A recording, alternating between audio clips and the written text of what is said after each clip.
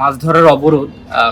কোনো নির্দিষ্ট জনগোষ্ঠীর জন্য আসলে অনেক বেশি ক্ষতিকর হয়ে উঠতে পারে, কঠিন হয়ে উঠতে পারে এবং তাদের পরিবারের জন্য আসলে যেই সংগ্রামটা অনেক বেশি শোচনীয় হয়ে উঠতে পারে। আমি ছবি আঁকি মূলত উপকূলীয় জীবনের মানুষের জীবন এবং সংগ্রাম নিয়ে। সেক্ষেত্রে বিশেষ করে মৎস্যজীবীদের জীবনটা আমার কাজে বেশি প্রাধান্য পেয়েছে এবং সেই ক্ষেত্রে আমি দেখেছি আসলে মৎস্যজীবীরা যখন অবরোধকালীন সময় আসলে তারা যেইভাবে একটা মর্মাহত জীবন যাপন করে এবং তাদের জীবনে যে ধরনের অর্থনৈতিক সংকট এবং তাদের কর্মক্ষেত্রে না যাওয়ার ফলে আসলে তাদের পরিবারের যে সাফারিংসটা সেটা আসলে মূলত আমার কাজের মধ্যে আমি ফুটিয়ে তোলার চেষ্টা করেছি এবং আমি প্রশ্ন করেছি যে আসলে কিভাবে একটা ফিশিং ব্যান বা মাছ ধরার অবরোধ কোনো নির্দিষ্ট জনগোষ্ঠীর জন্য আসলে অনেক বেশি ক্ষতিকর হয়ে উঠতে পারে, কঠিন হয়ে উঠতে পারে এবং তাদের পরিবারের জন্য আসলে যেই সংগ্রামটা অনেক বেশি শোচনীয় হয়ে উঠতে পারে। যেমন আমি যদি বলি যে আসলে বাংলাদেশের মৎস্য অধিদপ্তর থেকে বলি বা হচ্ছে যেই ল এনফোর্সমেন্টটা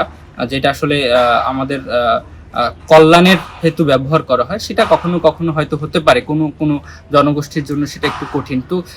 আসলে আমার জায়গা থেকে আসলে আমি সেই বিষয়টাকে একটু প্রশ্ন করতে চেয়েছি যে আসলে এটা কি সবার জন্য আসলে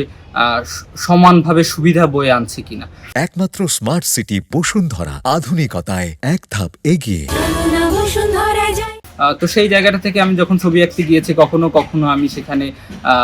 কিছু আমার পরাবাস্তব চিন্তা ভাবনার প্রতিফলন ঘটিয়েছি। সেক্ষেত্রে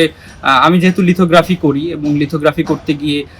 আমি হচ্ছে খুব বেশি পেইন্টারলি ফিলিংসটা নিয়ে আসতে চেয়েছি। সেখানে কখনো কখনো আমি হচ্ছে বাবলসের মধ্যে একটা বোট, কখনো কখনো মাছ ধরার জালের মধ্যে আসলে মানুষ আটকে আছে, মানুষের তাদের মৎস্যজীবীদের যে জীবিকার অন্যতম মাধ্যম ট্রলার বা মাছ ধরার জাল, কখনো কখনো বয়া, এগুলো আসলে আমার ছবির অবজেক্ট হিসেবে চলে আসছে এবং সেই অবজেক্টগুলোকে আসলে আমি একটু পরাবাস্তব জায়গা থেকে তুলে ধরেছি। কখনো কখনো বরফ খণ্ডের মধ্যে একটা ফিশিং বোট আটকে আছে, তো এই জায়গাগুলোকে নিয়ে আসার চেষ্টা করেছি এবং একেবারে আমার কাজের শুরুর দিকে আমি মূলত এঁকেছি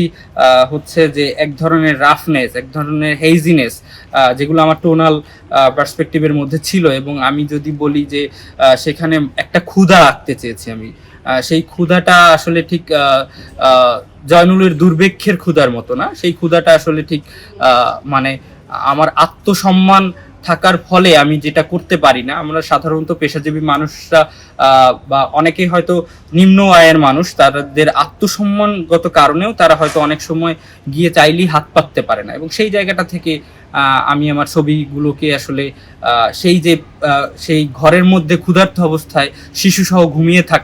সেই ঘুমিয়ে থাকা অবস্থাটাকে তুলে ধরতে চেয়েছি।